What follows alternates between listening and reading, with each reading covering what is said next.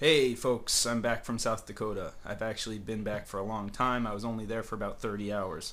My summer vacation has started. It's time to fish. It's time to do some interesting things. It's time to do some different things. So about a month ago, I made an order from tankarabum.com.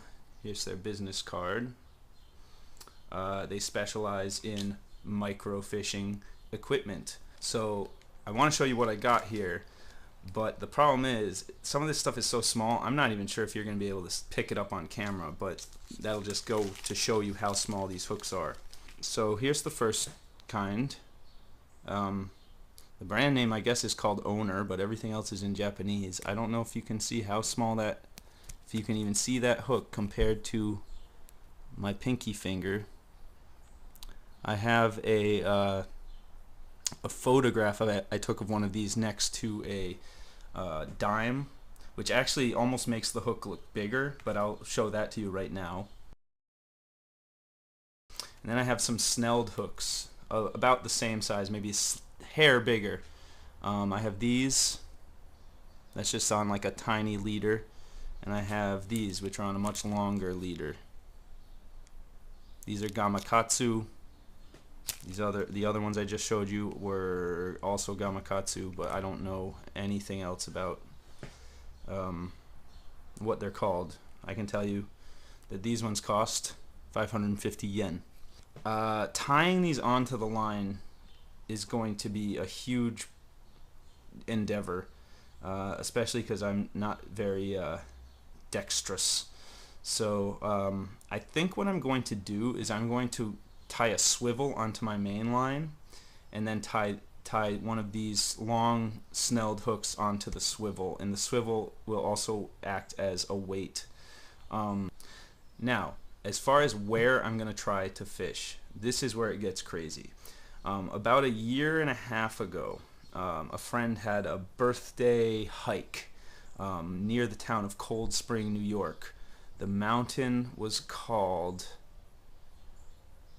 I don't remember, but I'll put it right here. And as we were walking, like halfway up this mountain, there's just this tiny little stream. And I actually did bring fishing equipment, not expecting to fish in a tiny mountain stream, but thinking maybe we would pass like a pond or something like that. And lo and behold, in this tiny little stream halfway up a mountain, I saw tiny little fish. And I did briefly take out actually my old telescopic rod, and with like size 16 hooks, which are very small but nothing compared to what I have now. And I tried fishing for like 15 minutes, and they were definitely biting at it, but you know, these fish were just too small for what I had. And also, you know, I was hiking with my friends, I didn't want to hold everybody up. But I'm gonna go back there today. I think part of the challenge will just be finding fish. The last time I was there was like late October, so I don't know where these fish came from and when they show up, but there were fish, maybe mosquito fish. I don't know what they were, but we'll find out today if we can find the fish, because with these hooks I'm confident if we find the fish we'll catch a couple of them. The only other thing of interest, of note, is that I'm going to wear the headband today instead of the chesty, so you'll get a different perspective. It's more like what I'm actually seeing, so it's probably gonna be a lot more head movement. Anyway, here's hoping this works out. I'll see you on the trail. Okay, so this is Hudson Highlands State Park. I'm gonna be taking the Breakneck Ridge Trail, and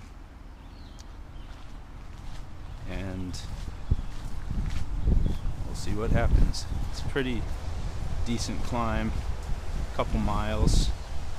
See some mulberries on the ground here.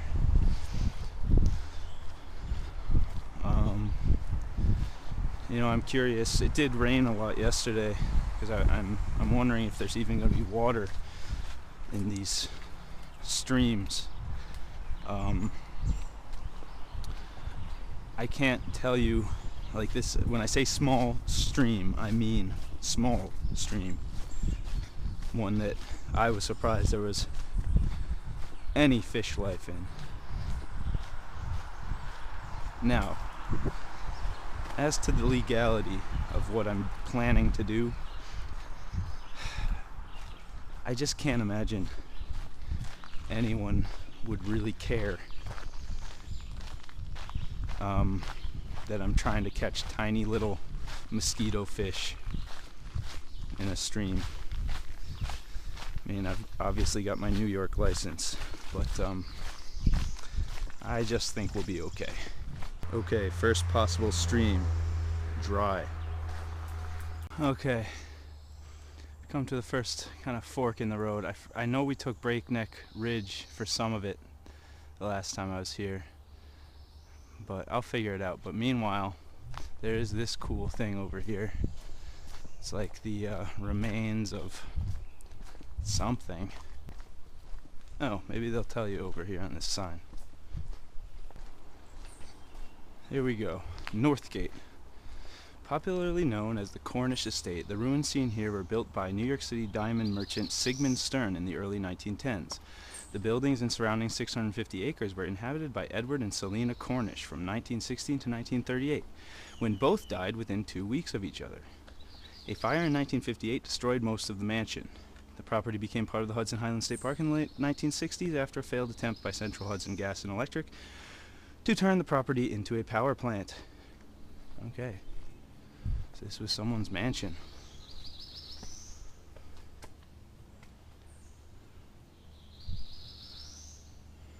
Cool, cool. This must be the garage or the barn or something. It's pretty cool. There's like a gazebo up there too. I think it's best for us to just keep going up. Remember, a lot of steep climb, steeper than this, and it's not going to be paved the whole way either. Alright, there's a little bit of water I can see down there, but I don't think that's what we're looking for. You can always check it out later. I think what we're looking for is farther up. There's a frog in there.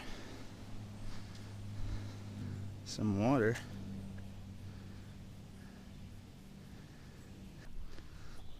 I'm gonna go off this beaten path a little bit. When you go off the path, it's important to remember landmarks, like this big tree. See, this is another potential stream. No trespassing.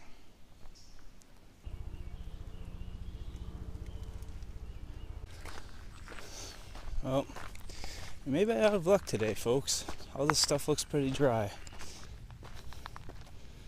No, we're all dry. Damn it. Well, I guess this might just be a hiking video.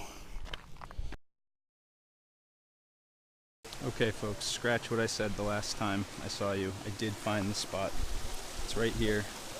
We're about halfway up the trail. I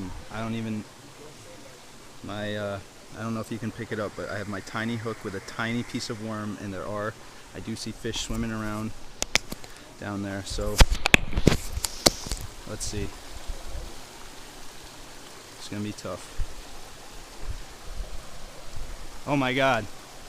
I did. That was tough. That was quick. Looks like a creek chub. Hope my camera can see. That's a bait. Tiny, tiny, tiny pieces of worm on a miniature hook, like very small hook. There is a very small, what looks to be a creek chub on my Tinago hook. That was not too difficult. Wow.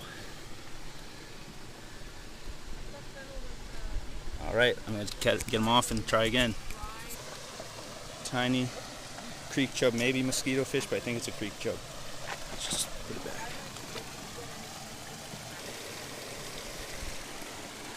Another one. This actually might not be creek chubs. Oop.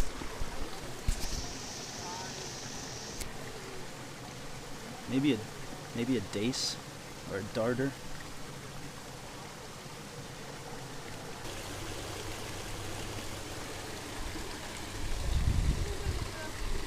Almost had two on that same one.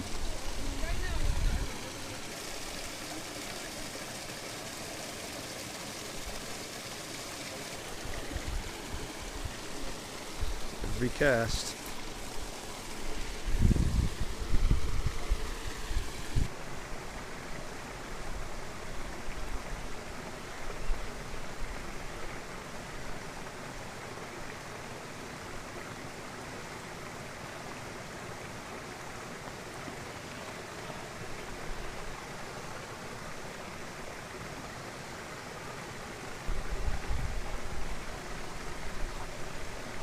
It's like fish in a barrel.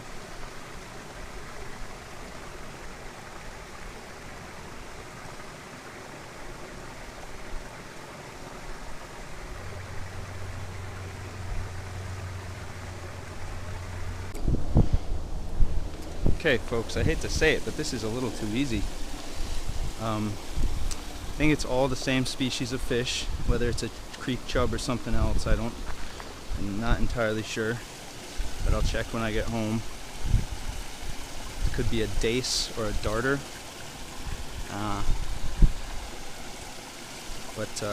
Yeah, it's fun. In fact, they keep going for the swivel instead of the hook. Yeah, they keep being so interested in the swivel, so they'll really bite anything. It's a nice one. And by nice, I mean just as small as the rest of them. Also, with the exception of one of them, they've all gotten it right on the lip, so they can just be safely unhooked and released. And they all seem to swim away alright too. There's some down there that are even too small for this hook. Like all the ones that are going for it right now. Might be a little too small even for these hooks. Ooh, oh, that's gonna be the smallest of the day. Wow. Look at this fish. It's gonna be less than 2 inches. Less than 2 inches long. And he's all right. There he goes, right there. How's it going? Well, I'm doing something called microfishing. So yes, but very, very tiny fish. It's almost trying to see how small you can catch them. Just little creek chubs and stuff.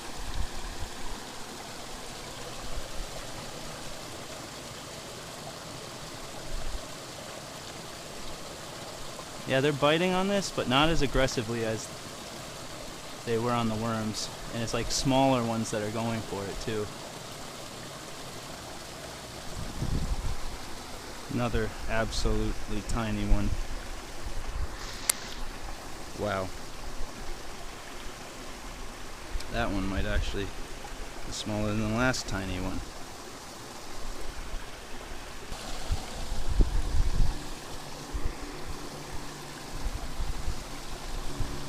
Micro fishing for the win.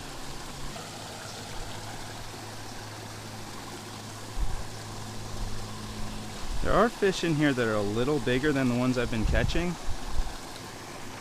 that might not be this same species, but these ones are just so aggressive that the other ones aren't having a chance really to bite. But yeah, if you bring like a quarter of an earthworm along with you, that should be enough for an outing for doing stuff like this. Okay, that's gonna be the last fish for today. I know I've already said that a few times. Ooh, nice dark colors. Yeah, I think this is like a, that's not a creek chub. That's like a darter or a something. It's cool though. All right.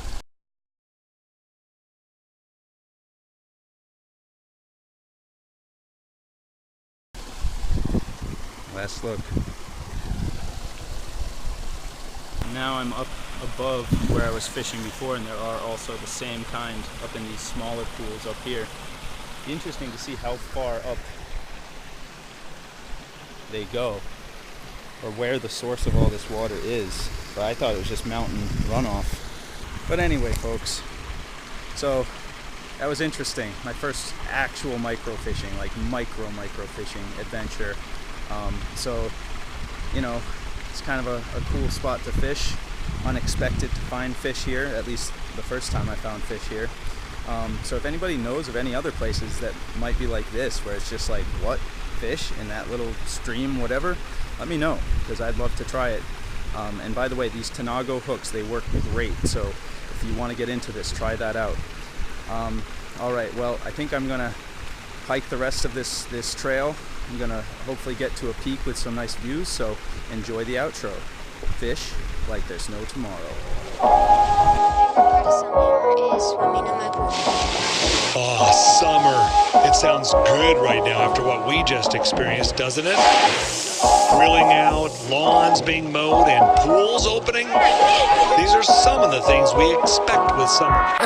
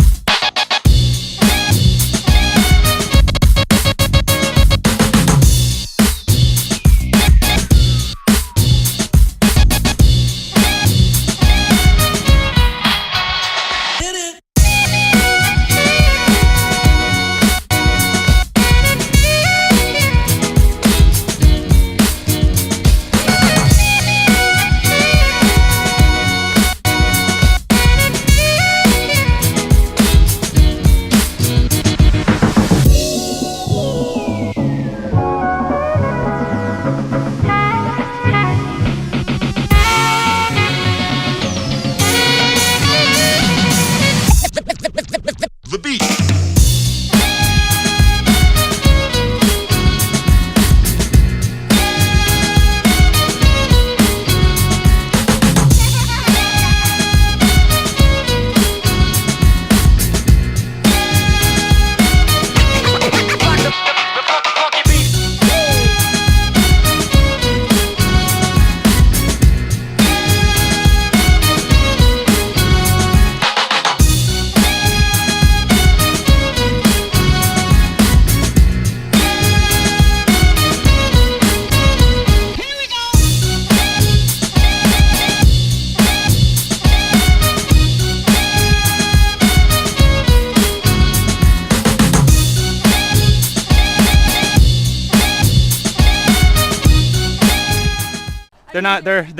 They don't seem in distress. I think I'm probably in a little more distress than they are. Oh my goodness, you okay? Yeah, I ran out of water, but I'm good. Do you want water? If you have water, that would be amazing.